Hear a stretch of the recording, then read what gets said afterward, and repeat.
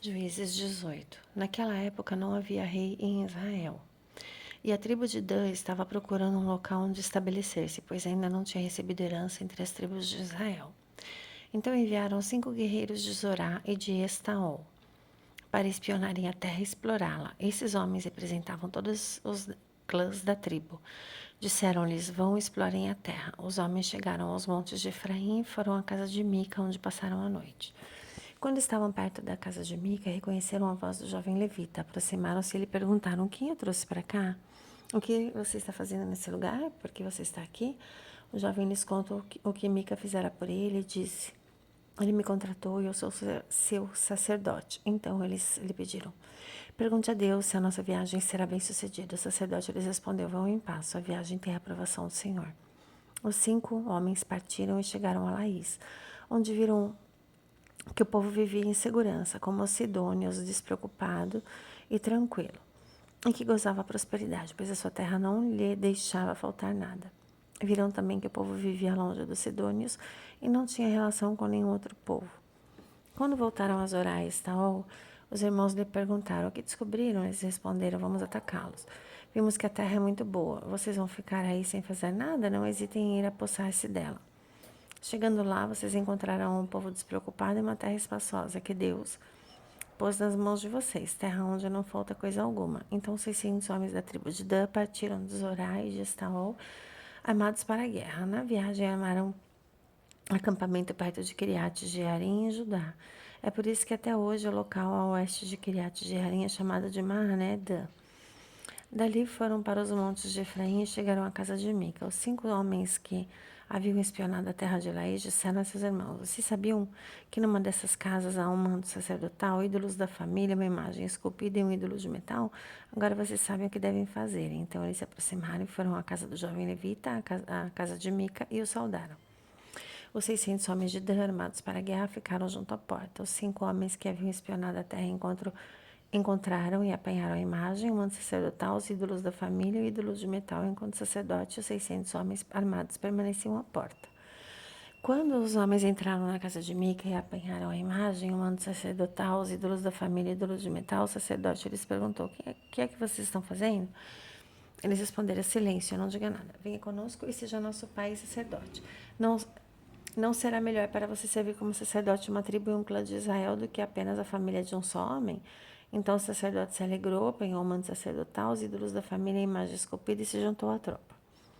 Pondo os seus filhos, os seus animais e os seus bens na frente deles, partiram de volta. Quando já estavam a certa distância da casa, os homens que moravam perto de Mica foram convocados e alcançaram os homens de Dan. Como vinham gritando atrás deles, estes se voltaram e perguntaram a Mica: qual é o seu problema? Por que você convocou os homens para lutar?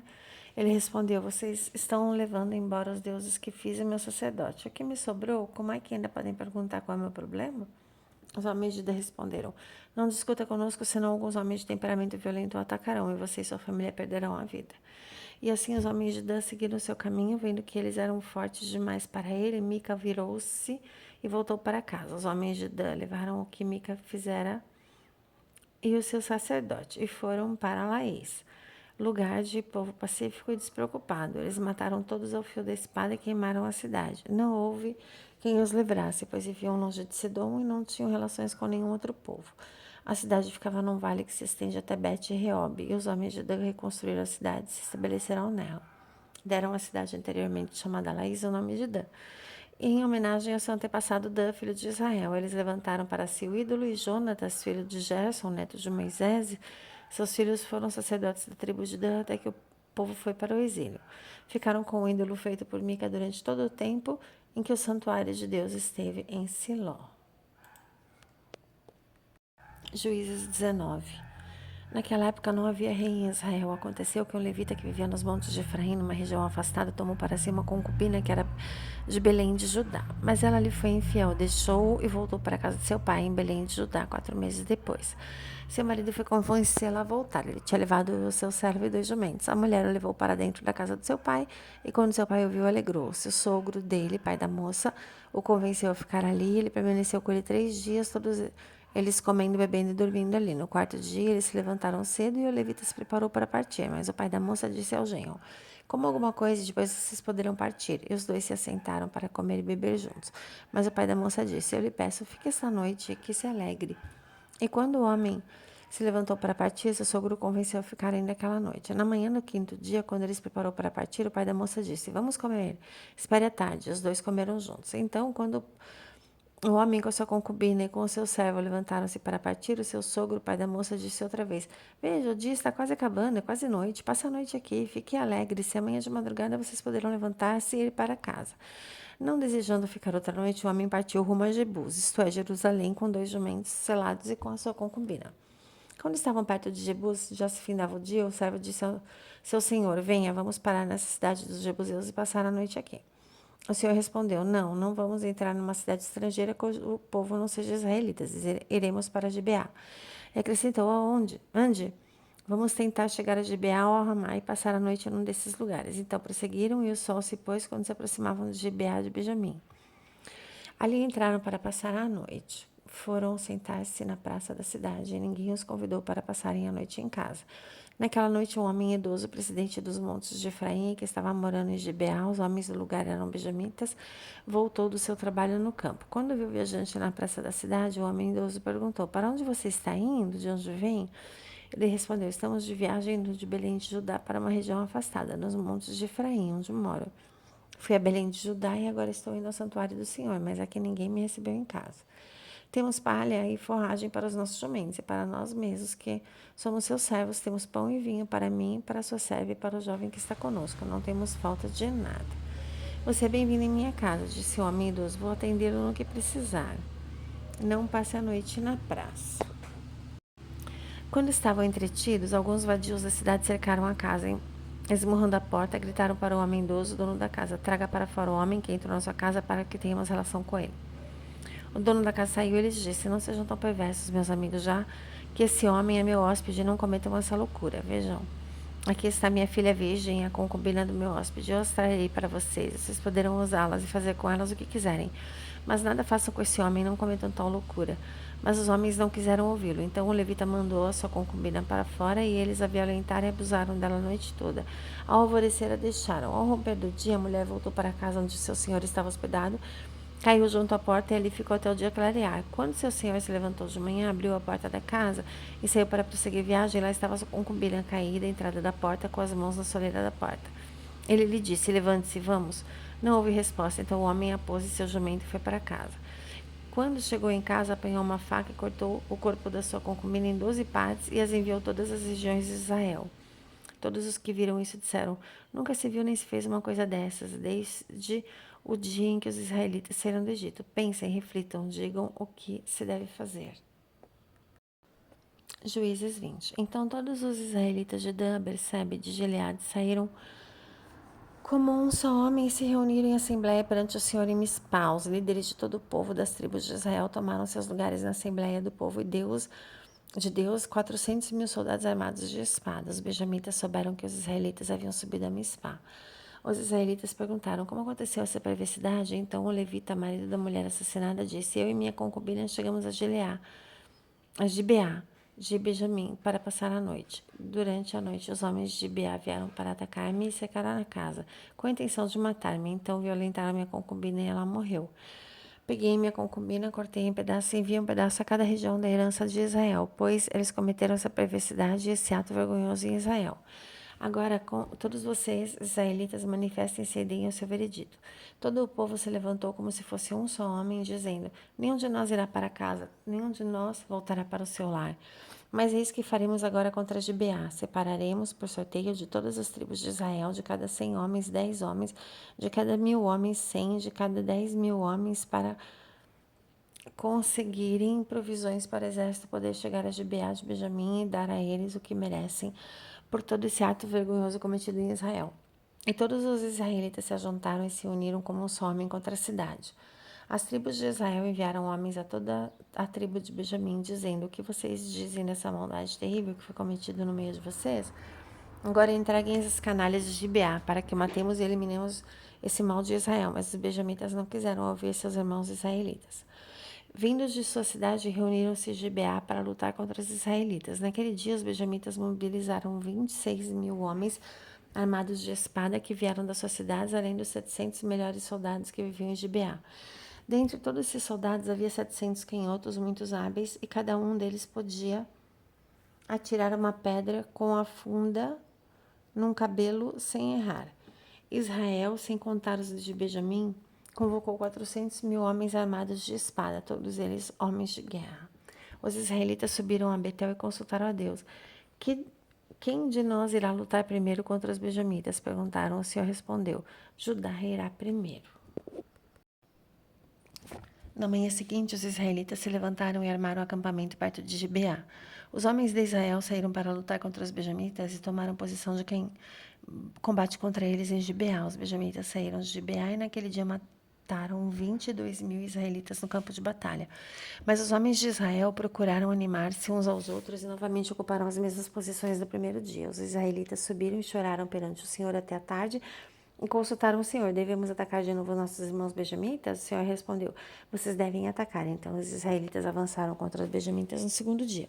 Dessa vez, quando os benjamitas saíram de Gibeá para enfrentá-los, derrubaram outros 18.000 israelitas, todos eles armados de espada. Então todos os israelitas subiram a Betel e ali se assentaram chorando perante o Senhor. Naquele dia jejuaram até a tarde e apresentaram holocaustos e ofertas de comunhão ao Senhor. E os israelitas consultaram ao Senhor. Naquele dia a arca da aliança estava ali. E Finéias, filho de Eleazar, filho de Arão, ministrava perante ela. Perguntaram: sairemos de novo ou não para lutar contra os nossos irmãos benjamitas? O Senhor respondeu: vão, pois amanhã os entregarei nas suas mãos. Então os israelitas armaram uma emboscada em torno de Gibeá. Avançaram contra os benjamitas no terceiro dia e tomaram posição contra Gibeá como tinham feito antes.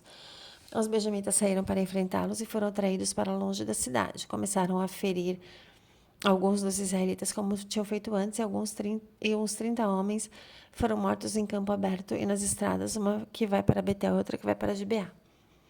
Enquanto os benjamitas diziam: nós os derrotamos como antes, os israelitas diziam: vamos retirar-nos e atraí-los para longe da cidade, para as estradas. Todos os homens de Israel saíram dos seus lugares e ocuparam posições em Baal, Tamar, e a emboscada israelita atacou sua posição a oeste de Gibeá. Então, 10.000 dos melhores soldados de Israel iniciaram um ataque frontal contra Gibeá. O combate foi duro e os benjamitas não perceberam que a desgraça estava próxima deles. O Senhor derrotou Benjamim perante Israel, e naquele dia os israelitas feriram 25.100 benjamitas, todos armados de espada. Então os benjamitas viram que estavam derrotados. Os israelitas bateram em retirada diante de Benjamim, pois confiavam na emboscada que tinham preparado perto de Gibeá. Os da emboscada avançaram repentinamente para dentro de Gibeá, espalharam-se e mataram todos os habitantes da cidade à espada. Os israelitas tinham combinado com os da emboscada que esses fariam subir da cidade uma grande nuvem de fumaça.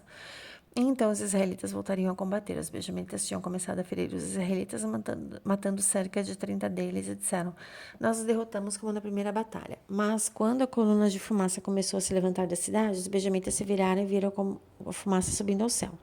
Então os israelitas se voltaram contra eles, e os homens de Benjamim ficaram apavorados, pois perceberam que a sua desgraça havia chegado. Assim fugiram da presença dos israelitas, tomando o caminho do deserto, mas não conseguiram escapar do combate.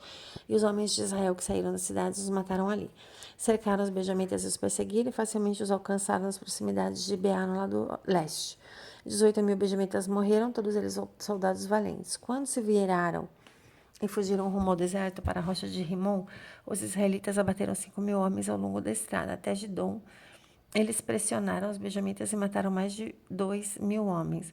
Naquele dia 25.000 benjamitas que portavam espada morreram, todos eles soldados valentes. 600 homens, porém, viraram as costas e fugiram para o deserto, para a rocha de Rimon, onde ficaram durante 4 meses.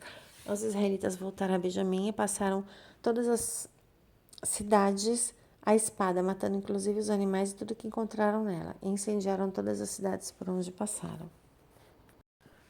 Juízes 21. Os homens de Israel tinham feito esse juramento em Mispá: nenhum de nós dará sua filha em casamento a um benjamita. O povo foi a Betel, onde esteve sentado perante o Senhor até a tarde, chorando bem alto e amargamente. Ó Senhor Deus de Israel, lamentaram: por que aconteceu isso em Israel? Porque teria que faltar hoje uma tribo em Israel? Na manhã, no dia seguinte, o povo se levantou cedo, construiu um altar e apresentou holocaustos e ofertas de comunhão. Os israelitas perguntaram: quem dentre todas as tribos de Israel deixou de vir à assembleia perante o Senhor? Pois tinham feito um juramento solene de que qualquer que deixasse de se reunir perante o Senhor em Mispá seria morto. Os israelitas plantearam para os seus irmãos benjamitas: hoje uma tribo foi eliminada de Israel, diziam. Como poderemos conseguir mulheres para sobreviventes, visto que juramos pelo Senhor que não lhes dar em casamento a nenhuma das nossas filhas?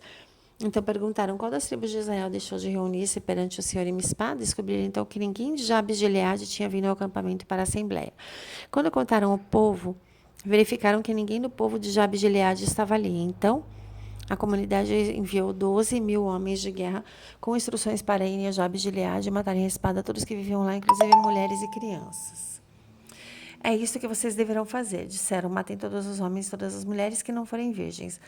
Entre o povo que vivia em Jabes de Gileade, encontraram 400 moças virgens e as levaram para o acampamento de Siló, em Canaã. Depois a comunidade toda enviou uma oferta de comunhão aos benjamitas que estavam na rocha de Rimom. Os benjamitas voltaram naquela ocasião e receberam as mulheres de Jabes de Gileade que tinham sido poupadas, mas não havia suficientes mulheres para todos eles. E o povo planteou Benjamim, pois o Senhor tinha aberto uma lacuna nas tribos de Israel. E os líderes da comunidade disseram: mortas as mulheres de Benjamim, como conseguiremos mulheres para os homens que restaram? Os benjamitas sobreviventes precisam ter herdeiros para que uma tribo de Israel não seja destruída. Não podemos dar-lhe nossas filhas em casamento, pois nós, israelitas, fizemos esse juramento. Maldito seja todo aquele que der mulher a um benjamita. Há, porém, a festa anual do Senhor em Siló, ao norte de Betel, a leste da estrada que vai de Betel a Siquém, no sul de Lebona. Então mandaram para lá os benjamitas, dizendo: vão, escondam-se nas vinhas e fiquem observando. Quando as moças de Siló forem para as danças, saiam correndo das vinhas, cada um de vocês apodere-se de cada uma das moças de Siló e vá para a terra de Benjamim. Quando os pais ou os irmãos delas se queixarem a nós, diremos: tenham misericórdia deles, pois não conseguimos mulheres para eles durante a guerra, e vocês são inocentes, visto que não lhes deram suas filhas. Foi o que os benjamitas fizeram. Quando as moças estavam dançando, cada homem tomou uma para fazer dela sua mulher, e depois voltaram para sua herança, reconstruíram as cidades e se estabeleceram nelas. Na mesma ocasião, os israelitas saíram daquele local e voltaram para suas tribos e para os seus clãs, cada um para a sua própria herança. Naquela época não havia rei em Israel, cada um fazia o que lhe parecia certo. Glórias a Jesus.